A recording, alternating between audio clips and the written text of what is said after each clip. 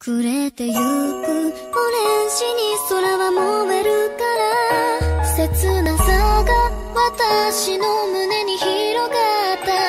Salut mes petites nous, c'est Sushiman, j'espère que vous allez bien. Aujourd'hui on se retrouve pour parler des nouvelles qui ont été annoncées pendant l'E3 qui se déroule à Los Angeles en ce moment. Et alors c'est des nouvelles sur Dragon Ball Xenoverse 2 qui sortira en fin d'année sur les consoles Xbox One, PS4 et PC. Alors nous avons pu voir un nouveau gameplay sur ce jeu. Alors un jeu qui a l'air vraiment très explosif. Dans le dernier opus Dragon Ball Xenoverse 1 qui avait très bien marché, le jeu était un petit peu lent selon certaines personnes, même selon moi. J'avais testé le jeu et je le trouvais très bon, mais un petit peu lent sur tout ce qui est combo et tout ça. Des fois il y avait des petits ralentis, des petits points blancs, comment dire, des petits moments où il ne se passait rien parce que la phase de combat était trop passive, pas assez de combos, pas assez de choses à faire. Alors que là, dans ce nouveau gameplay de Sangohan, de Mirai Sangohan contre Thalès, nous avons vu que les personnages étaient vraiment très dynamiques. Un peu comme dans l'ancien jeu Dragon Ball Tenkaichi 3, 2 et tout ça, où les personnages étaient vraiment très vifs, une multitude de combos. Et comme nous le voyons alors dans ce gameplay, peut-être que c'est juste ce gameplay là et alors c'est juste parce que ces personnages sont rapides et qu'ils ont une multitude de combos et pas parce que ça va être tous les personnages comme ça. Mais normalement à mon avis tous les personnages devraient être comme ça. Les combos étaient très rapides. La puissance de ces combos était vraiment phénoménale. Comme nous le voyons alors au tout début de de ce petit gameplay, Thalès n'arrête pas de dash à chaque fois, il dash vers la droite, vers la gauche, et ça c'est plutôt cool. Ça nous refait penser alors à Tenkaichi 3. Je crois surtout que Xenoverse 2 a été repris bien sûr de Xenoverse 1 vu que c'est un peu la licence, mais aussi et surtout de Tenkaichi parce que vraiment les jeux de Tenkaichi ressemblent fortement à Dragon Ball Xenoverse 2, car dans le jeu Tenkaichi, Dragon Ball Tenkaichi, les personnages pouvaient facilement dash. Bon, bien sûr il fallait connaître les touches, mais sinon le personnage pouvait facilement dash avec beaucoup de combos, et c'est un peu ce que nous voyons dans ce gameplay dans Dragon Ball Xenoverse 2. Alors voici l'un des points forts de ce jeu que nous avons vu lors de ce gameplay. Après aussi nous avons vu les graphismes. Les graphismes que je trouve vraiment magnifiques. Ils sont à peu près pareils que dans Xenoverse 1, même si je trouve qu'ils sont un peu meilleurs. Après c'est peut-être juste mon avis, mais je trouve que les personnages sont assez badass. Vraiment on voit très bien tout ce qui est les petits détails des personnages, des lieux et tout ça. Et ça c'est vraiment cool. Parce que souvent il y a des jeux de combat qui sont vraiment... d'une vivacité et tout ça qui est vraiment bien, qui fait plaisir aux joueurs, mais qui malheureusement est dégueulasse graphiquement. Et là je crois que ça va être vraiment un jeu mais magnifique en termes de graphisme et en termes de gameplay. Mais nous allons parler aussi d'un petit point faible de ce jeu. Mais oui, malheureusement, ce jeu a des points faibles, comme tous les jeux. Oui, il y a des jeux qui sont magnifiques, mais malheureusement, toujours un petit point faible. Et ça, on ne peut rien y faire, car s'il y a des points forts, il y a des points faibles, parce que certains points forts créent des points faibles. Et alors, dans ce jeu-là, malheureusement, le point faible que j'ai noté pour l'instant, ça serait la destruction des décors.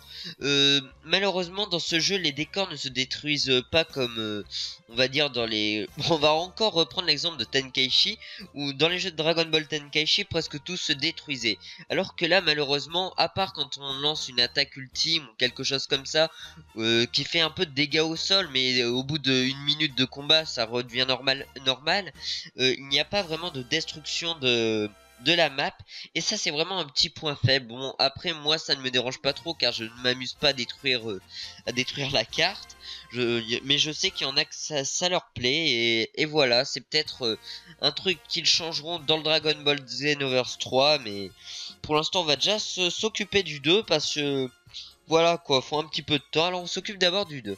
Et alors voilà, malheureusement ce petit point faible. On nous a aussi annoncé la possibilité de plus d'options pour fabriquer son personnage, car oui dans Dragon Ball Xenoverse 1 beaucoup de personnes s'étaient plaints que notre personnage on ne pouvait pas assez le développer, voilà, mettre des petits détails sur lui qu'on aimerait bien. Et à ce que j'ai compris pendant la conférence de l'E3, c'est que en fait nous pourrons il y aura sûrement des nouvelles options pour les personnages, comme je ne sais pas, rajouter des détails, je sais pas, on va dire des tatouages, même si je crois que ça on s'en fout, mais voilà, des petits trucs comme ça qui changent pas vraiment de jeu, mais qui pourraient plaire aux personnes.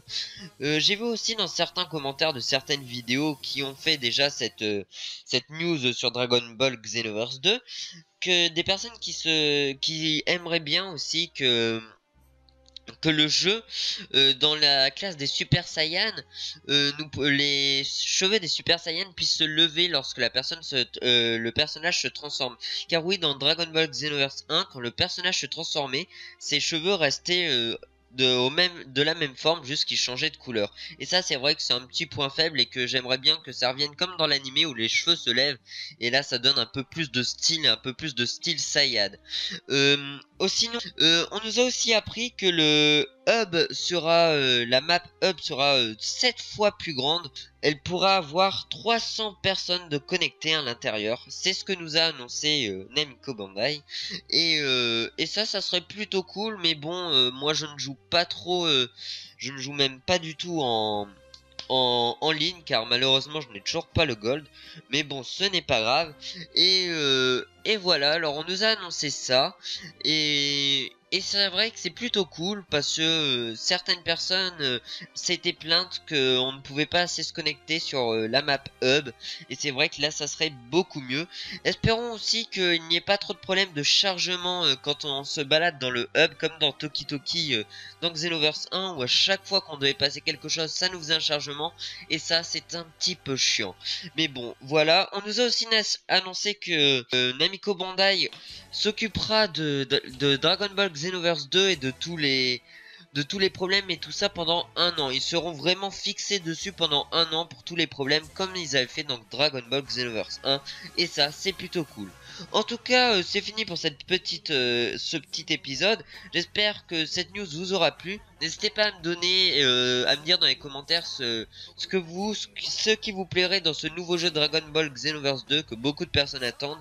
Aussi, qui va l'acheter? Moi, je sais que je vais acheter et je vais vous faire un petit let's play dessus. Et voilà, dites-moi tout ce que vous aimeriez qu'il y ait dans ce jeu et tout ça, ça me ferait super plaisir. N'hésitez pas à liker, commenter, à vous abonner à la chaîne aussi, à parler de la chaîne à vos amis, car ça ferait plaisir.